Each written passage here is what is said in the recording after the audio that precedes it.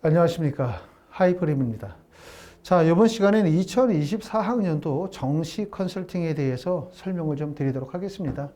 아직 이제 수능까지는 시간이 좀 남아있는 상태죠. 50일이 안 되는 시간이긴 하지만 이 50일이 안 되는 시간이 사실은 가장 중요한 시간이라고 말씀을 드릴 수가 있어요. 그렇기 때문에 학생들은 수능에 집중해야 되고 마지막까지 최선을 다해야 될 것 같아요. 그럼 우리가 올해 수능에서 좋은 결과가 반드시 있을 거라고 생각합니다.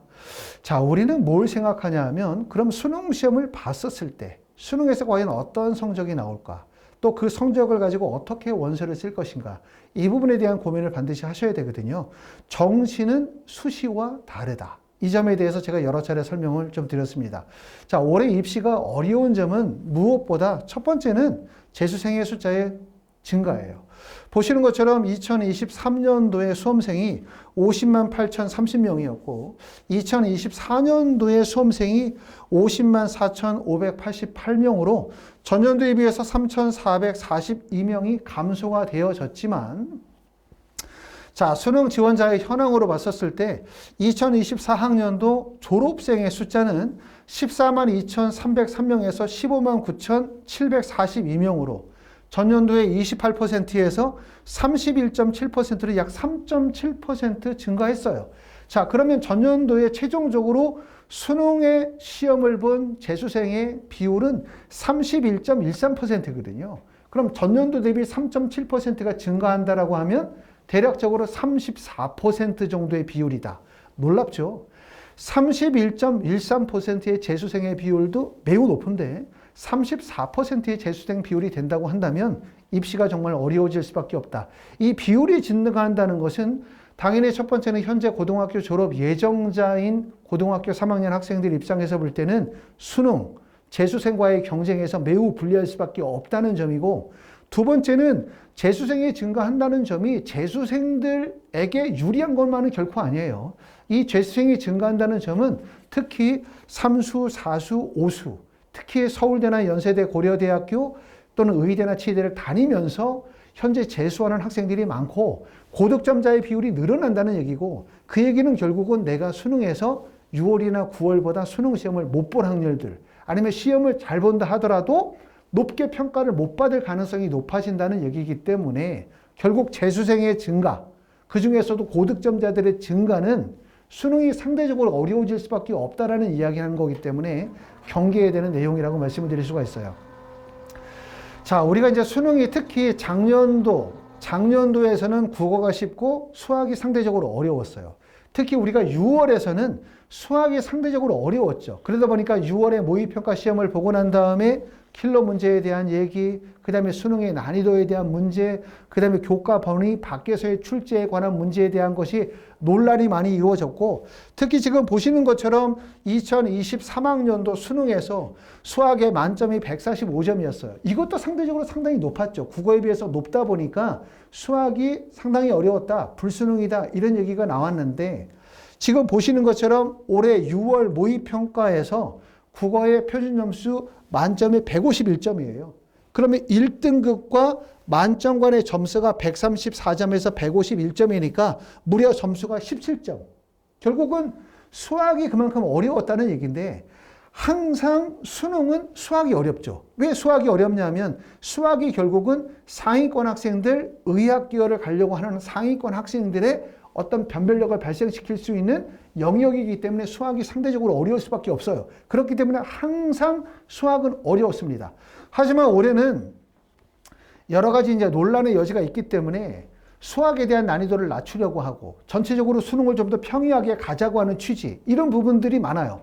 그러다 보니까 그게 반영이 돼서 2024학년도 수학의 9월 모의평가의 점수를 보면 143점. 다시 말하면 6월에 비해서 수학의 난이도가 떨어졌죠. 그리고 1등급과 만점의 점수의 구간이 17점에서 9점으로 난이도가 낮아졌다는 얘기예요. 상대적으로 수학이 낮아지게 되어지면 어떻게 된다? 결국 국어의 난이도가 높아지게 되고, 그 다음에 과탐이나 사탐의 변별력이 높아질 수밖에 없다. 이런 점들이죠. 그래서 결국은 올해는 제 개인적인 생각은 전년도보다 수학의 난이도가 낮아질 가능성이 높고, 수학의 난이도가 낮아지면 어떻게 되냐? 결국은 국어나 영어나 아니면 사탐이나 과탐의 탐구의 영향력이 커질 수밖에 없다라고 생각합니다. 이런 점들은 이제 달라지는 점들인데 특히 이제 올해 입시가 어려워질 수밖에 없는 이유는 첫 번째는 재수생의 비율이 증가한다는 점, 수능의 고득점이 예상이 되어지는 학생들의 비율이 증가한다는 점. 결국 재수생의 비율이 증가하고 고득점자의 비율이 증가하게 되어지면 수능은 반드시 변별력이 있어야만 될 거고, 변별력이 있으려고 하면 수학의 난이도가 높일 수 없다면 결국은 국어나 과탐이나 사탐의 난이도가 높아질 수밖에 없다는 점, 요 점이 하나의 특징이 되고요. 또 하나는 뭐냐면 9월에 시험이 쉬웠어요. 9월이 시험이 쉽다 보면 쉬운 국어를 경험한 학생들은 어떻게 생각하냐면 자신의 어떤 그 수능 점수, 또 수능에 대한 예상 점수를 9월 기준으로 높게 설정할 가능성이 높아요. 그러다 보니까 수시에서 원서를 쓸 때도 의학계열 같은 경우는 수능 체질 높은 구간에 적극적으로 원서를 쓰는 학생들이 많고, 그러다 보니까 올해 수시 원서가 대부분 상향 지원이 이루어진 이유도 바로 9월 평가원 시험이 난이도가 낮았기 때문이거든요. 이렇게 결국 9월 시험을 잘 보고 9월에 대한 기대치가 높은 상태에서 수능 시험을 보고 수능에서 예상보다 점수가 낮아지게 되면 많은 학생들이 재수를 결심할 가능성이 높고, 그럼 재수를 결심할 때 학생들이 원서 지원을 어떻게 하냐면 정시 지원을 적극적인 상향으로 원서를 쓸 가능성이 높아요. 그렇죠? 그렇기 때문에 우리가 정시를 원서를 쓰면 많은 학생들이 자기 점수에 맞게끔 딱딱딱딱 성적에 맞게끔 원서를 쓰는 게 아니라 대부분의 학생들이 가나다군 3개를 원서를 쓸 때 첫 번째, 하나에 안정 지원하고 난 다음에 2개를 상향을 뿌리는 경우들이 많고, 그렇지 않고 내가 재수를 하겠다라고 생각하는 학생들은 심지어 가나다 3개의 원서 지원을 다 상향으로 원서를 쓸 가능성이 높아요. 그러면 결국은 원서 지원이 매우 혼란스러워질 가능성이 높다.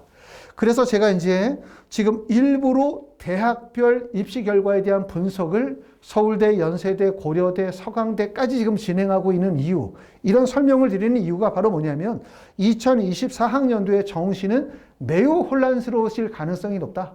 그렇기 때문에 내가 생각보다 잘 보지 못한 수능, 또 내가 노력한 만큼 얻어낸 수능의 점수를 가지고 과연 어떻게 원서 지원을 통해서 원하는 대학에 합격할 것이냐, 이 부분이 가장 관건이라고 말씀을 드릴 수가 있을 것 같습니다. 자, 그래서 하이포리뷰에서는 이제 2024학년도 정시 컨설팅에 대한 예약 접수를 받고 있습니다. 정시 컨설팅의 예약 접수가 필요한 이유는 바로 뭐냐면 11월 16일 날 우리가 수능 시험을 봐요. 그러고 난 다음에 수능 성적이 발표되는 시기가 12월 15일이니까 약 한 달 정도의 시기는 깜깜이 기간이에요. 자, 입시 기간에서 가채점을 토대로 해서 예상 등급 컷을 발표하지만 제가 전년도에 발표한 내용도 제가 설명을 드린 영상에서도 보시면 알겠지만 입시 기간에서 발표한 등급 컷이 다 틀려요. 그렇죠? 맞는 게 없어요. 그렇기 때문에 입시 기간에 가채점의 내용만 가지고 대학 결정을 하기가 현실적으로 어렵죠. 그럼 많은 분들이 정확한 데이터를 받아보는 시기가 12월 15일에 합격자 발표가 이루어지고, 그 다음에 입시 기간에서 정확한 데이터가 나오면 이때 이 성적을 토대로 어느 정도 대학을 갈 수 있겠다라는 걸 방향을 잡을 수가 있는데, 아시는 것처럼 수시는 모집 인원이 확정이 되어지고 그 인원으로 바로 원서 접수가 이루어지지만 정시 모집 인원이 확정되는 시기는 12월 15일이 아니에요. 그렇죠? 언제 발표가 되냐면 12월 30일 정시 최종 모집 인원이, 다시 말하면 수시에서 정시로 2월 되어진 인원이 확정되어지는 시기가 12월 30일이기 때문에 많은 분들이 컨설팅을 하기를 희망하는 시기가 바로 12월 30일, 1월 1일, 1월 2일, 1월 3일 정도라고 한다면 기간적으로 봤었을 때 한 3, 4일, 5일 정도의 그 기간이 집중적으로 컨설팅에 몰리는 시기라고 말씀을 드릴 수가 있습니다. 물론 요즘에는 수시에서 정시로 2월 되어지는 인원이 많지 않기 때문에 수시 2월 인원이 그렇게 직접적으로 입시에 영향을 많이 미치진 않아요.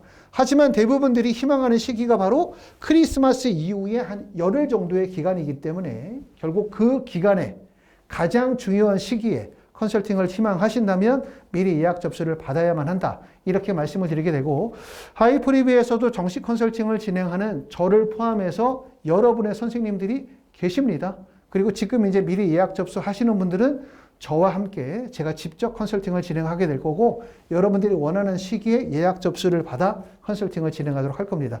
하이프립에서는 저희가 10월 2일부터 정식 컨설팅에 대한 예약 접수를 받아서 진행하도록 할 거고요. 지금은 1차적으로 예약 접수를 받게 될 거고 예약 접수하셨다가 혹시라도 수능 시험 보시고 난 다음에 예약을 취소하시게 되어지면 그럼 예약하셨던 금액은 환불할 수 있도록 그렇게 하도록 하겠습니다. 자, 학생들이 이제 얼마 남지 않은 수능이기 때문에 최선을 다해서 공부할 거라고 생각해요. 그리고 이제 부모님들이 지금 하셔야 되는 건 수능 시험 이후에 이런 혼란스러운 수능 시험 이후에 좀 더 안정적으로 또 원하는 대학에 합격할 수 있는 전략을 잘 수립하시는 과정들이 중요하기 때문에 미리 예약 접수하셔서 그 다음 과정을 준비하시면 도움이 될 거라고 생각합니다. 감사합니다.